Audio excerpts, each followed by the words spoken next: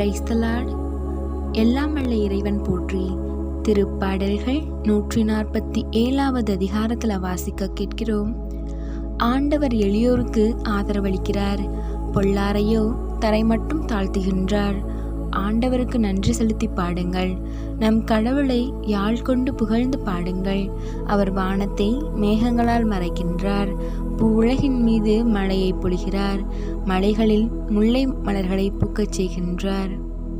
இதோ ஆண்டவர் எருசலேமை மீண்டும் கட்டி எழுப்புவது போல உடைந்த நம் உள்ளங்களையும் மீண்டும் கட்டி எழுப்புகின்றார்.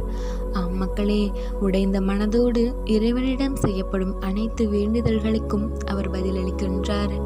நாமும் நம் வேண்டுதல்களை உள்ளத்தில் இருத்தி அவரை நோக்கி வேண்டுவோம்.